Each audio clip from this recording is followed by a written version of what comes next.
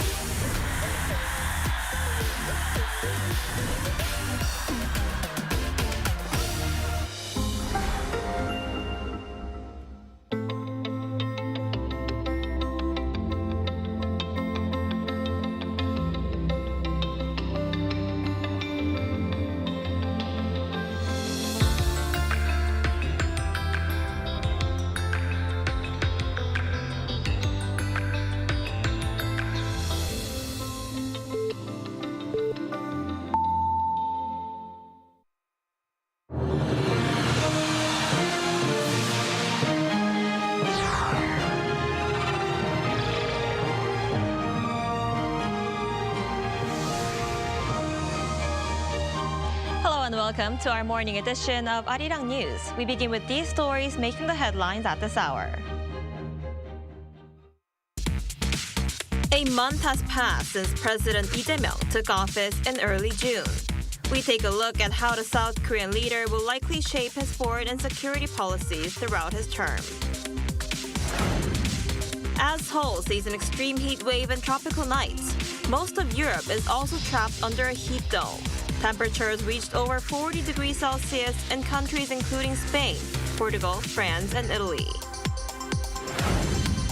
U.S. President Donald Trump has once again said that he is not thinking of extending the July 9 deadline for countries to negotiate trade deals with Washington, as countries including South Korea brace for a critical tariff hit. President Lee Jae-myung presided over a cabinet meeting on Tuesday. He urged officials to respect members of the National Assembly who have been elected by citizens, while also addressing issues related to people's livelihoods. Our top office correspondent Yoon Jung-min reports. 국회는 국민으로부터 직접 권력을 위임받은 기관이어서 우리 국무위원들께서 국회에 가시면 그 직접 선출된 권력에 대해서 존중감을 가져주시면 좋겠어요. 국가의 기본적 질서에 관한 문제니까. President Lee Jae-myung began Tuesday's cabinet meeting by noting that all power comes from the people and officials elected by the people come before those who were appointed. He pointed out that there seems to be a misunderstanding with Parliament and urged the cabinet to respect the assembly. Present at the meeting were some of the cabinet members from the former Yoon Suk-yeol administration. He went on to pay attention to the livelihoods of the people, particularly the vulnerable, with the nation in the middle of the summer rainy season. 이게 지금 혹서기가 도래하면 어쨌든 또 뭐 쪽방이니 뭐 이런 노인 취약계층들이 또 위기를 겪습니다. 또 각별히 관심 갖도록 잘 관리해 주시기 부탁드립니다. He also turned to another matter affecting the lives of Koreans, real estate. He said the stock and financial markets have been recently normalized and began to serve as investment options other than the property market, pointing to a tendency in Korea where speculation in real estate often leads to housing market instability. Last week, the nation's financial watchdog announced strict measures to tighten household lending to curb soaring home prices in the capital. Discussions on Tuesday included how to use some of the land left fallow in the border area of Gyeonggi-do province, following the relocation of the U.S. military sites to Pyeongtaek. President Lee instructed the Defense Ministry to proactively review and report measures to deal with the issues regarding the land returned by the U.S. Forces Korea in northern Gyeonggi province. Among the items endorsed at the cabinet meeting was an agreement to establish a free trade zone between South Korea and Ecuador aimed at expanding bilateral trade and investment. Yoon Jung-min, Arirang News. And it's been 1 month since President Lee Jae-myung took office. It's still early days, but we zoom in on the course of his foreign affairs and security policies, which he has defined as pragmatic diplomacy. Our foreign affairs correspondent Oh Soo-young explains. Lee Jae-myung's pragmatic diplomacy blends continuity and change, based on the deliberate calculation of national interest. His diplomatic debut came at the G7 summit in June, where he held 10 bilateral meetings with world leaders. After a 6-month leadership vacuum caused by former President Yoon Suk-yeol's martial law crisis, Lee's presence aimed to renew South Korea's standing as a vibrant democratic partner. Lee Jae-myung has also reaffirmed the Seoul-Washington alliance and future-oriented relations with Tokyo. His first phone calls were with Donald Trump and Shigeru Ishiba, followed by China's Xi Jinping, breaking the tradition of progressive leaders prioritizing Beijing over Tokyo. Lee's foreign policy also shows signs of recalibration. While maintaining key partnerships with democratic countries, the administration is diversifying cooperation and avoiding value-based alignment, seeking to engage with China and Russia where possible. On North Korea, Lee's approach has been focused on reducing tensions. In his first month, he suspended loudspeaker broadcasts and cracked down on cross-border leaflet campaigns, signaling a break from the tit-for-tat escalation seen in recent years. His cabinet nominations reflect this push for peace over alliance-based deterrence. Foreign Minister nominee Cho Yeon last week called for moving beyond the, quote, stereotype that diplomacy begins and ends with the United States, while stressing US-North Korea dialogue and building peace on the peninsula as core priorities. Unification Minister nominee Chung Dong-young could return to a role he held under the Roh Moo-hyung government. He helped organize the 2007 Inter-Korean Summit. Defense Minister nominee Ang Kyu-baek, set to become the first civilian to hold a post in more than 60 years, has stressed the need to build peace along the border. North Korea, along with trade and security, will likely top the agenda when Lee meets Donald Trump later this month. Their meeting will mark the first test of Lee's ability to navigate the alliance while asserting South Korea's national interest. The US will likely push for Seoul to cover more costs related to defense, and possibly the deployment of US strategic assets in South Korea. Lee and Trump were originally expected to meet during the G7, but the meeting fell through as Trump left early amid conflict between Israel and Iran. Officials from both sides say a summit is being arranged in Washington, likely the week of July 21st. Oh Soo-young, Arirang News. As the clock ticks down on a critical U.S. trade deadline, U.S. President Donald Trump is taking a hard stance, refusing to grant more time for countries under temporary tariff relief. Our Moon Hae-ryun has the details. With a suspension period on tariffs set to expire soon, U.S. President Donald Trump signaled that he has no plans to extend the deadline and that new trade penalties for some countries may soon take effect. Speaking to reporters aboard Air Force One on Tuesday, he singled out Japan after taking to social media the day before to criticize Tokyo for refusing to import American rice despite facing a domestic shortage. And so what I'm going to do is I'll write him a letter, say we thank you very much, and we know you can't do the kind of things that we need, and therefore you'll pay a 30%, 35%, or whatever the number is that we determine, because we also have a very big trade deficit with Japan. On the other hand, he said a deal to reduce the 26% tariff rate for India to much less is on the table, after Indian officials extended a visit to the White House last week. U.S. Treasury Secretary Scott Bessent told Fox News prior to the statement that the two countries are close to making a deal that lowers levies for both parties. India is one of 57 named countries targeted by country-specific mutual tariffs announced back in April, before they were pushed back for a 90-day negotiation period. During that period, Washington has pushed for talks focused on tariff rates, trade imbalances, and non-tariff barriers. Only the UK has been able to negotiate a limited trade deal with the Trump administration so far, accepting a 10% US tariff on certain items in exchange for special access to aircraft engines and British beef. Going forward, the Trump administration is reportedly planning meetings with its trade team to set tariff rates for individual countries as the July 9th deadline approaches. The U.S. director of the National Economic Council revealed on Monday that the U.S. president will review tariff plans for each country, while Besant warned that tariffs could remain high for countries that do not cooperate. Moon Hae-ryun, Arirang News. Consumer prices in South Korea climbed back to the 2% range in June, marking the fastest pace in 5 months. According to the data released by Statistics Korea, consumer prices in June increased by 2.2% year-on-year. This was led by processed food prices jumping 4.6% for the sharpest increase since late 2023. Bread, coffee, and ham led the gains, while the price of ramen surged nearly 7%. Seafood prices also saw a notable climb, up 7.4%, with officials pointing to global warming and unstable marine conditions. Meanwhile, oil prices edged up 0.3%, reflecting geopolitical tensions in the Middle East.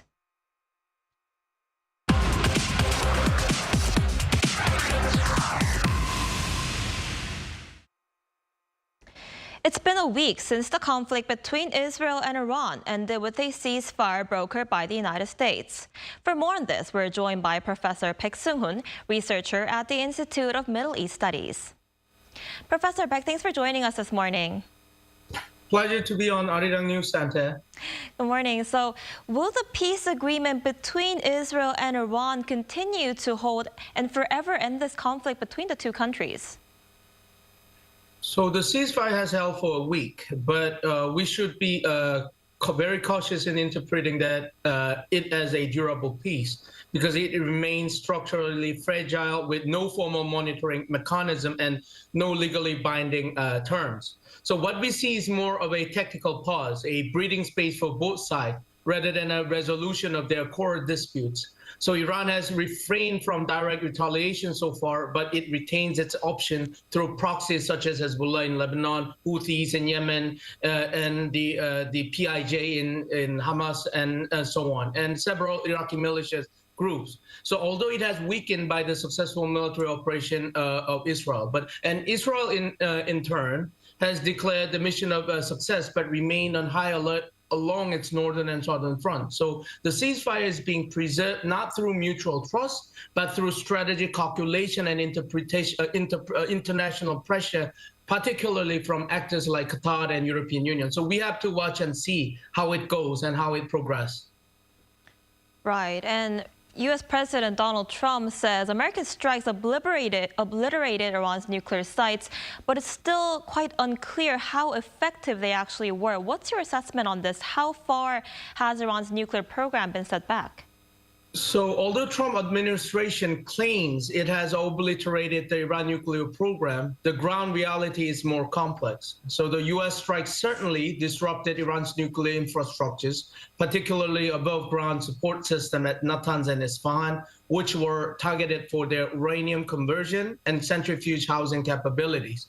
However, Iran's Fordo enrichment facility, located deep underground in Hardin Mountain Complex, appears to have escaped serious structural damage. Satellite imagery and the IAEA initial assessment show no radioactive liquid, suggesting that the core enrichment assets and nuclear material have been relocated in the advance than Iran claims. So as a result, Iran's program has likely been delayed by months, not dismantled, as initial report of Ministry of Defense and CNN and New York Times, which later confirmed by the IAEA itself. So we, again, like it is different what have Trump administration have like claimed. So we have to see how, if the negotiation starts, we have to see how this will play out on the negotiation phase between Iran and United States.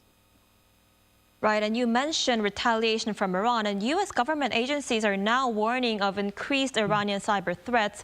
Could Iran carry out further retaliation in response to the latest U.S. strikes? Cyber retaliation is not just likely, it may already be on the way. because cyber warfare allows Iran to strike back asymmetrically below the threshold of the conventional war.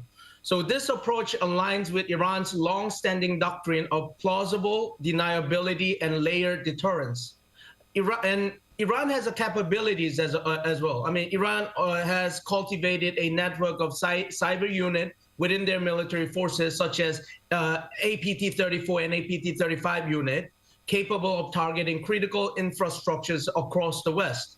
We've seen prior attack on oil facility, water systems, and financial services in U.S., Israel, and Gulf states. So given that the recent U.S. strike challenges Iran's national security core, Tehran will feel compelled to respond in a way that avoids overt escalation. So like what you mentioned, cyber attack and asymmetry warfare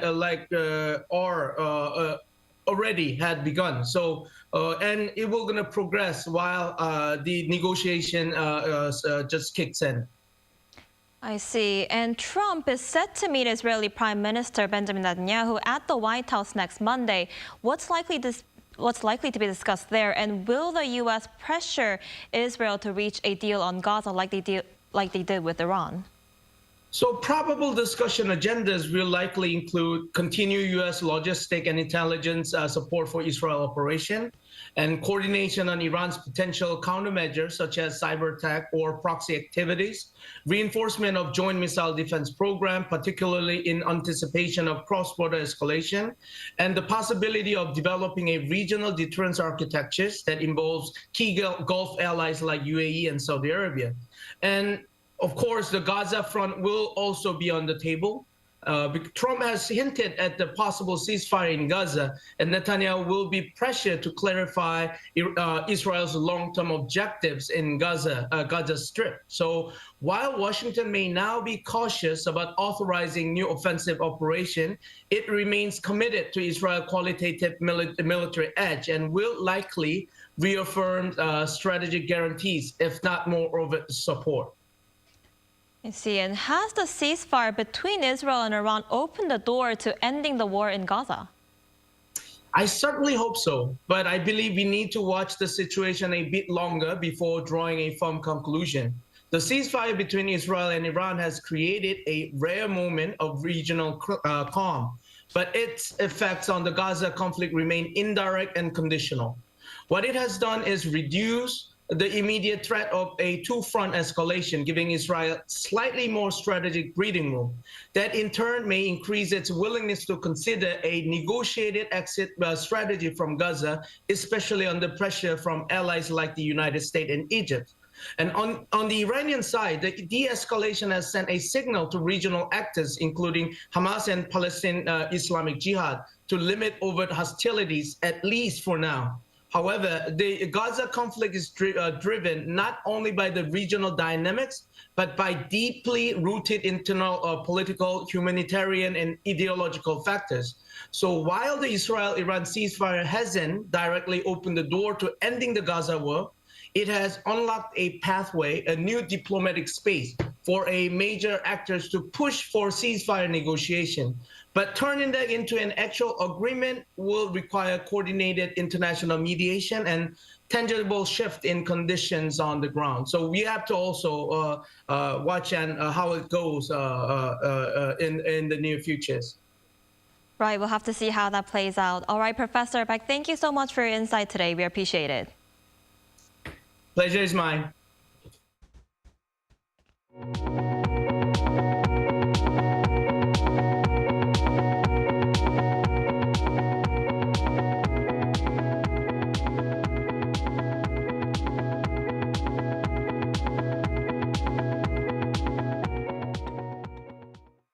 Europe is seeing dangerous temperatures amid a historic heat wave sweeping the region. Some areas have already reported the hottest June average temperatures, while experts say the heat wave could lead to an excess death of 4,500 in a 4-day span. Our Lee Seung-jae has more. It's only early July, but Europe is suffering from a record-breaking heat wave. A strong high-pressure system is trapping hot air from northern Africa, while higher temperatures on the Mediterranean Sea are reinforcing temperatures over land areas. Countries seeing the worst of the heat wave include France, Italy, and Spain, with temperatures surpassing 40 degrees Celsius. Central France reported temperatures as high as 41 degrees, while Spain's southwest region saw mercury readings reach 46 degrees on Saturday. The Portuguese city of Moura rose to 46.6 degrees on Sunday, marking the highest June temperature on record. Amid the heat wave in Europe, the World Health Organization issued a stern warning on Monday, calling for urgent action to prevent tens of thousands of unnecessary and preventable deaths. According to Marisol Garcias-Gonzalez, the technical advisor on climate change and health at the WHO, it's no longer a question of whether there will be a heat wave, but rather how many there will be this year and how long they'll last. Statistician Pierre Massolet from the London School of Hygiene and Tropical Medicine also warned that between June 30th and July 3rd, the heat wave could cause more than 4,500 excess deaths. He warned that countries likely to record the highest rates of excess deaths are Italy, Croatia, Slovenia, and Luxembourg, adding that the worst days will likely be Tuesday and Wednesday. And according to the World Meteorological Organization, intense heat waves may become the norm for Europe. The frequency and intensity of extreme heat events is increasing in Europe, and by 2050, about half the European population may be exposed to high or very high risk of heat stress during summer. The heat wave is also raising concerns that the Eiffel Tower may experience deformation of around 20 centimeters. According to French daily Le Parisien on Monday, the steel structure bends slightly from various angles throughout the day due to the movement of the sun. It added that while the intense heat wave may lead to a wider angle of deformation, the tower returns to shape when temperatures cool during nighttime. 이승재, Arirang News. K-pop group BTS will return with a new album featuring all 7 members and begin a world tour next spring. The supergroup announced the news during a live broadcast on the K-pop fan community platform Weverse on Tuesday, adding that they'll start planning their comeback this month. BTS says the new album will be released next spring, along with a world tour to mark the group's return. All 7 members of the group have now completed their mandatory military service and have been discharged as of last month.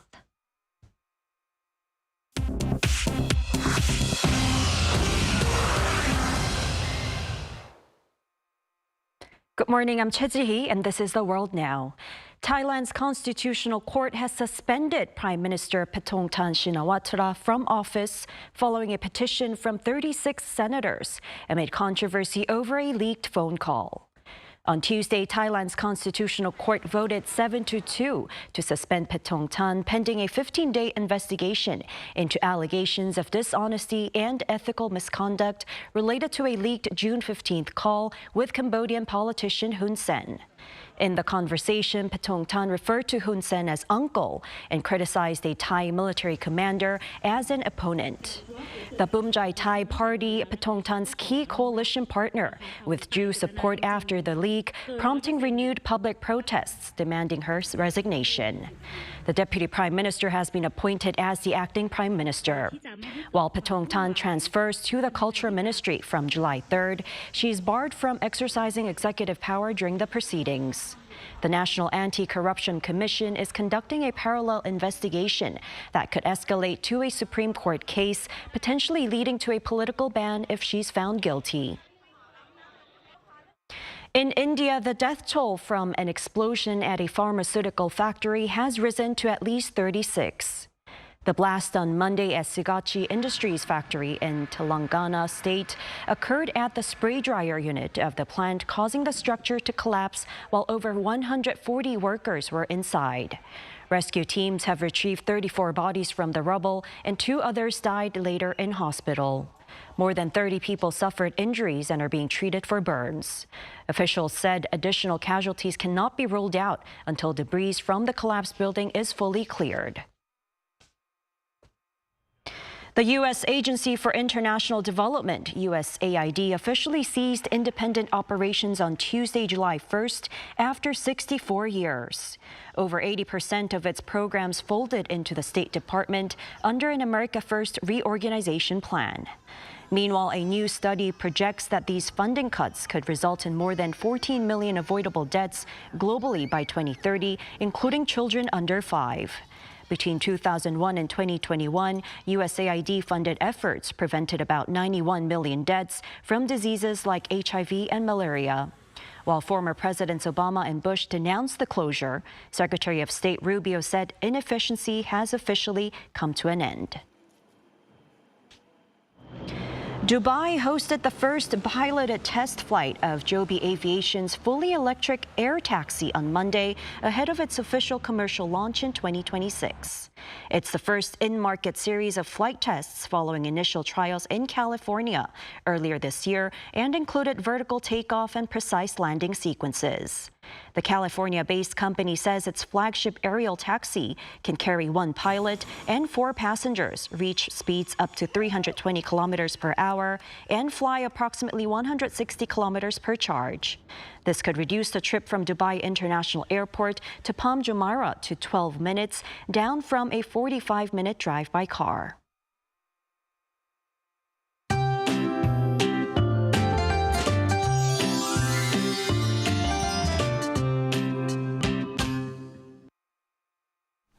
Following yesterday's significant temperatures, today is expected to be equally, if not more, intense in terms of heat across Korea. Heat wave advisories are active in most parts and warning remain in place for most of southern regions. And we're also having tropical nights as the temperatures stay above 25 degrees Celsius overnight, and Gangneung is enduring super tropical nights. And if you're visiting Korea around this time, make sure to have an umbrella that can keep you safe from rain and sunshine. This time of year, it can rain all of a sudden before sunny skies quickly return, and you can easily get one from a convenience store. And there is a chance of sudden afternoon rain in the capital area and Gangwon-do province. This afternoon, Seoul gets up to 32, Daegu and Gyeongju both hitting 36 degrees Celsius under sunnier skies there. Hot and muggy conditions are here to stay with no significant monsoon rain in the forecast, so please take good care of yourself.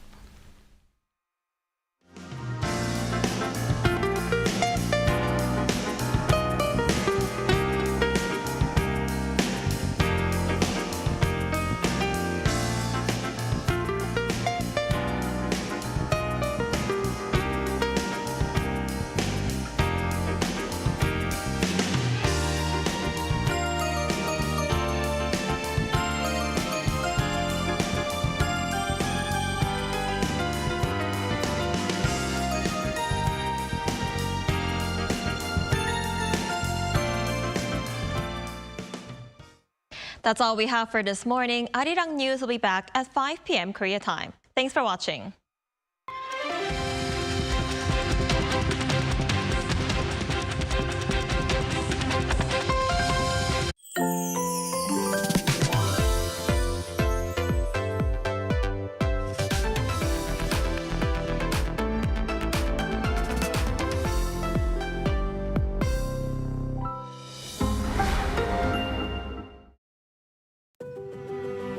도시는 세계와 연결되어 문화를 창조했고 새로운 것을 받아들였다. 함께여서 우리는 더 자유롭고 더 멀리 갈 수 있어. 닫힌 문이 아니라 열린 질문으로. 나에게 에이펙은 자유, 융합, 국제성, 다양성, 포용, 개발. 신라의 정신이 에이펙 2025로 이어집니다. How to survive in Korea. Weddings. Step 0. Attire. As a guest, dress formal to business casual. Avoid wearing all white, shorts or going topless. Step 1. Arrival time. Arrive 30 minutes prior to the wedding ceremony. Too many cars, too many halls, too many people. There are many twists and turns. Take pictures and shake hands. And write your name vertically, not horizontally, in the guest book. Step 2. Or, shib, shibor. 50,000 won, 100,000 won, 150,000 won. Cash gifts are given in these units. Decide on the amount based on your relationship. Write your name vertically on the envelope. Step 3. Wedding etiquette. Fill up the front row. Guests have 3 duties to fulfill: clapping, cheering, and taking pictures. Step 4. Dining. Take off your jacket. This will be your seat from now on. Start with the not your everyday delicacies. Kobe-jjim, yes. Bosa, yes. Chili shrimps, definitely yes. Kimbap, yeah. Only if you can't live without it. No need to pile up food. You have more than one opportunity. Did you survive the wedding? Wait, did someone catch your eye? What are you waiting for? You're looking fine today.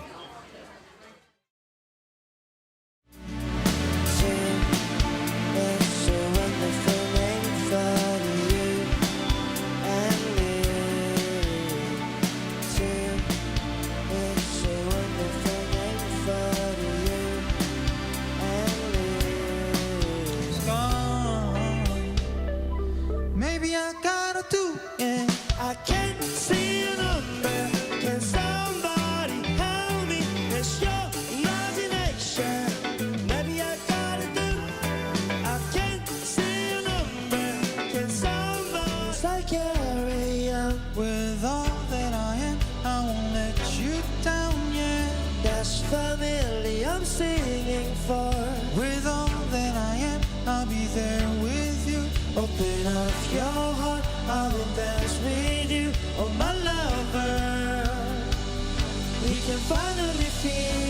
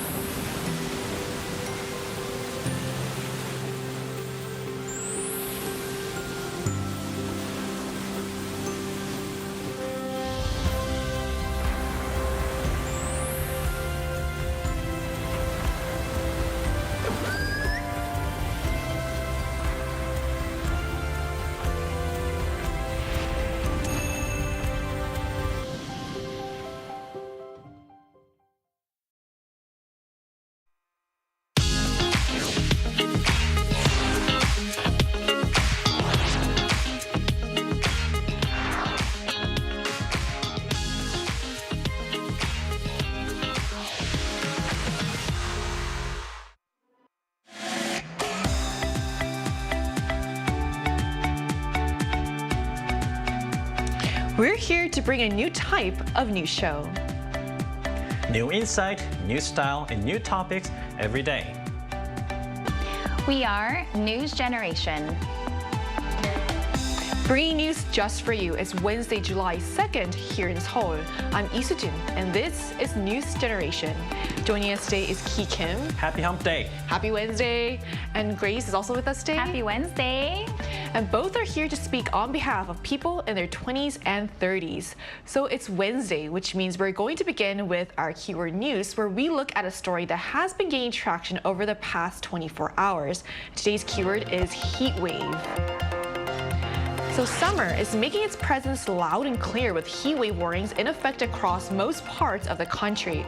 Seoul experienced its first tropical night of the year on Sunday when nighttime temperatures remain above 25 degrees Celsius all throughout the night. And the sweltering heat is expected to persist. The number of tropical nights in Seoul has been on the rise each year, with 48 such nights recorded last year. Grace, what are some tips or habits you follow to stay cool and safe during a heat wave? Yeah, I mean, I thought it was monsoon season, but it seems like we're already in a heat wave. I was actually melting yesterday because of the heat, and I made sure that I stayed inside when I could.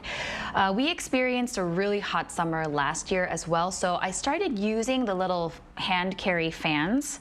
And they've been helping out a lot. And I noticed that now it's not even just fans that they have anymore. They actually offer like these air conditioning plates that are on these fans, so that the little fans are mini air conditioners that you can just carry around. So yeah, I definitely recommend that for anybody who has to stay outside in the heat for long periods of time.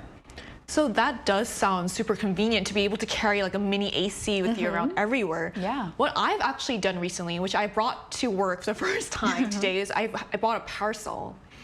So what I've done is that before I used to like sneak under other people's parasols. I think that's a thing in Korea where people have like, it's like umbrellas, but like for the summer. Oh. Yeah, so that I bought that recently. So hopefully that'll give me a little shade that I can hide under over the summer. So I'm looking forward to using that. What about you, Ki? So during the summer, I come to work, that's this very building early, and go home late because the broadcast station is always cool because there's a lot of gadgets. It's nicely air conditioned. And I always carry out my travel tumbler like this all the time, filled with ice, and just stay inside as much as I can, stay in the car. I sometimes during the night, if I feel too hot, just go out and go on a drive, drink a lot of water. So I generally have less outdoor activities unless I absolutely have to. Right, so with temperatures soaring and the nights stay uncomfortably warm, it's more important than ever to take care of yourself. We're not sure whether this year will bring even more tropical nights, but one thing's for sure, the summer heat is here, so make sure to stay cool and look after yourself. And that concludes our keyword news for this Wednesday. And as we make our way into the middle of the work week, we're taking a look at a topic that'll probably hit close to home for many young workers watching, something that speaks to how they carve out small moments for themselves in the middle of a busy workday. Let's take a look at the screen to learn more. For many office workers, the lunch hour is the highlight of their workday. It's a precious window of time to step away from their desks, unwind, and recharge. But how people, specifically millennials and Gen Z, spend that time is changing. Today on News Generation, we're diving into how lunch breaks are shifting for the new generation of workers as they prioritize alone time. As we just saw in the video, lunchtime can look different for everyone. Now we're going to take a closer look at how people, specifically Gen Zs, prefer to spend their lunch breaks. So Ki, can you start us off by telling us how you're planning to spend your lunch hour today? Because our show ends around lunchtime. Sure. So today, normally it depends on what kind of menu they have downstairs in our company restaurant, but I think I'm just going to cook at home. When I have some free time, I normally cook at home because I love cooking, and cooking sort of gives me a meditative feeling. And from time to time, I try to clean up my fridge. I just cook off whatever groceries I've left in my house. Also, my lunch hours are normally unpredictable, and it's different almost always every day. Otherwise, when I'm at Arirang, I normally eat with people here that end up being producers because no one in the house wants to eat with this old man. I wouldn't mind eating with you, Ki. Thank you. Appreciate it. Yes. I'm down whenever. Yes. So I think you mentioned how you like cooking, so I think that's a good way to, I mean, especially these days, I feel like cooking would be a much cheaper option than eating out. And you also say you clean your fridge along the way. Exactly. So it sounds like there's a lot of benefits to that. What about you, Grace? Well, I work in 9 to 6 corporate job, and so I have 1 hour every day for lunch. I make sure to utilize this hour that I have as best as I can because it's a nice break that I have from the entire workday. So when I first started out around 6 years ago, I remember having lots of lunch plans with either a colleague or a superior, but these days I spend most lunches at my desk with a salad or something simple that I pack from home, and lunch outings happen less frequently.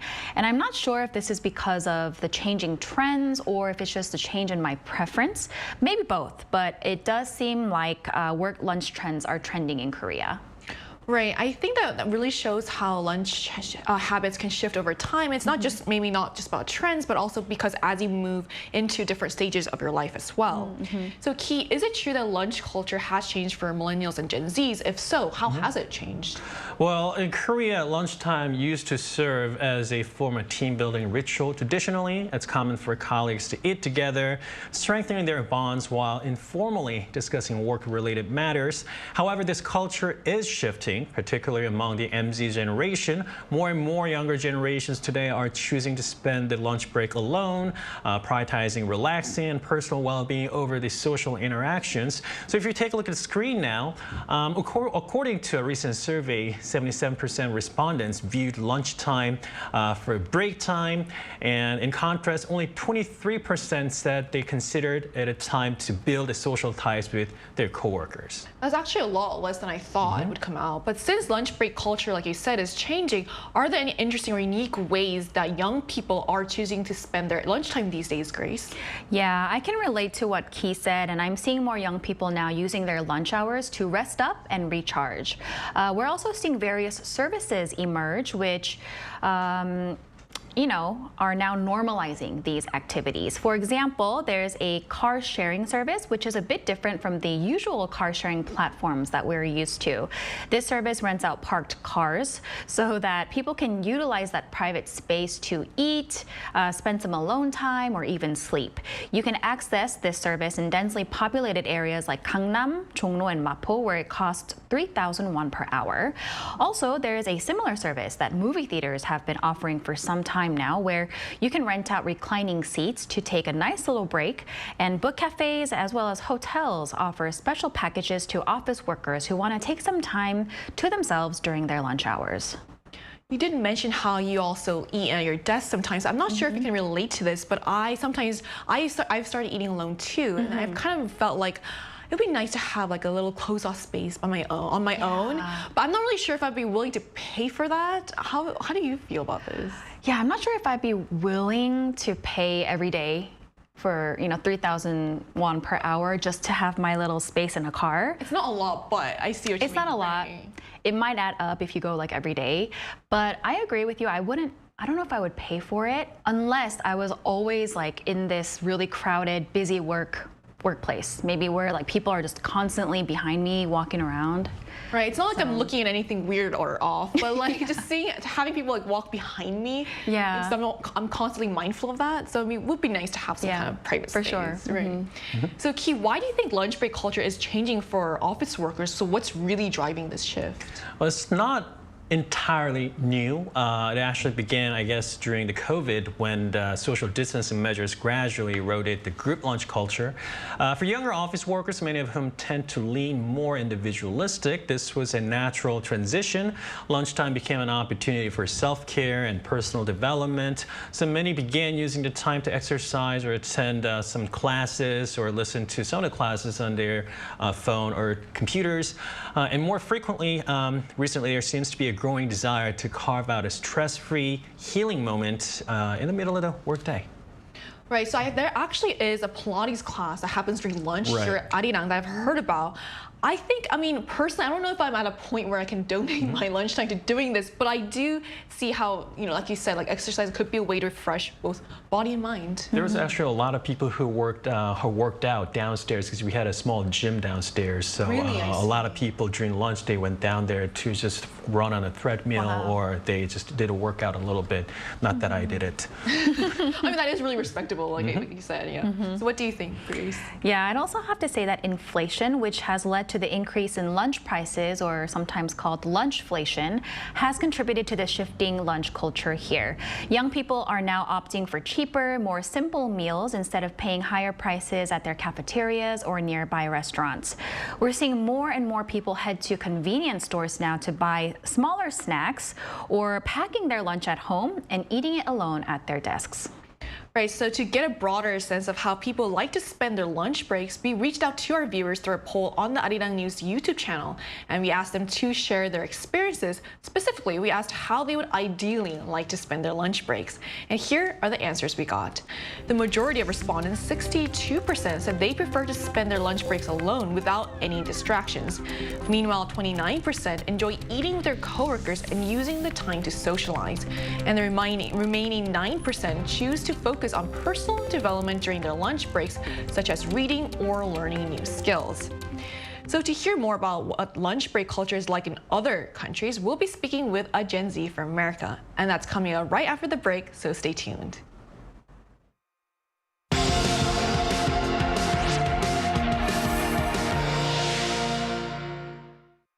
NewsGen wants to hear from you. Go to YouTube and search our channel Arirang News. Click Community and leave a comment down below. Make a new type of news with us. Joining us today is Brittany Schmidt, who's currently working as a model in Korea. So hi, Brittany. Thanks so much for connecting with us today. Hi, thank you for having me. So what does lunchtime typically look like for office workers, or in your case, models in your country? So I didn't really work as a model in America, but I did work in an office setting. So lunches are typically 30 minutes to an hour. Most offices have like a break room, or if you have like a big company, you have like a cafeteria. A lot of people will bring their own lunch because unless you live in a city, delivery can be hard to get or it's really expensive. But there's always been a problem with bringing your own food and leaving it in break rooms in America, where people will steal your lunch. So you'll go for your lunch and your lunch will be gone. So some places will have set times for lunches, like doctor's offices will close for an hour or so, but typically it'll be like a window between like 11 a.m. and 1 p.m. and people can come and go as they please for lunches. But there's also, if you're around, a lot of the times workers can get guilted into working through their lunches, even though it's unpaid. So that's why typically they'll kind of scatter either to their cars or go somewhere else so that they can't be fined by their coworkers. Sure. So, right, I was wondering if is there any difference in how older and a younger generation workers tend to spend their lunchtime breaks, like we see the difference in Korea? There's definitely a difference between the older and younger workers. I feel like a lot of the older workers will go and sit down in a common area. They are more open to socializing. They want to socialize and talk to their coworkers, where the younger generation prefers to do their own thing. If they aren't eating lunch alone at their desks with headphones in, they're either in their car or off somewhere else completely. And a lot of the times, people use their lunch breaks to run errands, go to appointments, or, like you said earlier, get in a quick workout. Well, Brittany, then how do you personally prefer to spend your lunch breaks? Currently, my lunch break is the only time that I have during work to just kind of sit and relax by myself. So I put in my headphones, I heat up my cup ramen, and I just sit on my phone for about a half an hour and just turn my brain off. But at previous jobs too, I would just get like a small snack or something and go hide in my car. I would eat really quick and then just turn my brain off for however long my break was. I would keep my phone off because I don't want to be bothered during that time. I don't want to be guilted into coming back to work or doing anything that's work-related during my break. So I guess no matter which country you're in, everyone's is starting to value their alone time just being cut off from, the office drama or whatever. So that's really interesting to hear. Thank you so much for sharing your insight with us today and for connecting with us. Thank you so much for having me. Thank you. So we just heard from an American working here in Korea sharing her perspective on how lunch break culture is evolving among young people. Grace, what do you see as the benefits and challenges of these changes in lunch break culture? Yeah, well, according to a survey conducted on workers in the UK, a majority of these UK workers said that having freedom to spend their lunch break however they want improves productivity. It seems like when people are able to kind of just step out from their work environment and, like Brittany said, just turn off their brains for a little bit, it allows them to maximize their ability to focus and work more efficiently. So that makes a lot of sense, and also having the freedom to choose how you spend it is also really important. So what are your thoughts on this, Key? Well, lunchtime is probably the only time during the day where you and your colleagues can build up the bonds and talk about small things and get to know each other. So I appreciated you giving your time to, eat with me at certain points. And it does feel a bit isolating and even cold, though, compared to how it used to be. But again, I'm a freelancer and I'm used to eat alone, and I don't go to the office 9 to 6 every weekdays. So I can't blame people wanting their time off from work or anyone related with the work, just like how Brittany was saying, that try to have their brain relax during those lunch hours. So like you said, I think the ideal situation would be finding a balance with that. Right. Because sometimes I do want to chat with my colleagues or gossip with them, which is a way for me to de-stress. But also at the same time, feeling cut off and, like you said, like turning off their brains is also very much needed as well. So in your opinion, what does an ideal lunch break culture look like? How would you personally like to spend your lunchtime? So I guess, for every single worker or office worker out there, the first thing that comes to their mind at their workplace is probably, what am I gonna eat for lunch? That's a common question. So having less stress is very, very important. And also, this is just a daily dilemma. What you're gonna eat for lunch, what you're gonna eat for dinner. So lunchtime decisions can be really tough in our work lives. So let's just let people choose, eat on their own or in a small group, but it wouldn't hurt. And it'd be nice sometimes, once in a while, to have lunch all together to build that teamwork. I can relate to you so much on what you said about how even like the daily chores, just picking what you want to eat, exactly, can carry a lot of weight. What about you, Grace? How do you like to spend it? I'm really liking the freedom that I have these days for lunch, and I'm glad that planned lunches with colleagues and higher ups aren't like this kind of unsaid requirement anymore, and it actually makes them kind of more enjoyable when I have them, since I'm not forced to have lunch with people, and it's now kind of like this special occasion. And as much as I do like my solo lunch breaks, I think that eating alone every single day of the year isn't a wise option either, because networking and building relationships are also a very important part of working in an organization. I guess what I am trying to say is that it's good to have balance between the two, and I am glad that we are seeing this happen more in workplaces among millennials and Gen Z in Korea. So at the end of the day, everyone has their own style when it comes to lunch breaks, whether it's spending time alone, catching up with coworkers, or doing something productive. But there are pros and cons to each approach, but what's most important really is finding what helps you recharge and feel good throughout the rest of the day. And this brings us to the end of today's episode of News Generation, but News Gen will be back tomorrow at 10:30 a.m. Korea time. A big thanks to Key. Thank you. And Grace. Thanks for having me. For joining us today. And to all our viewers, thanks for watching, and we hope you have the best day. We are News Generation.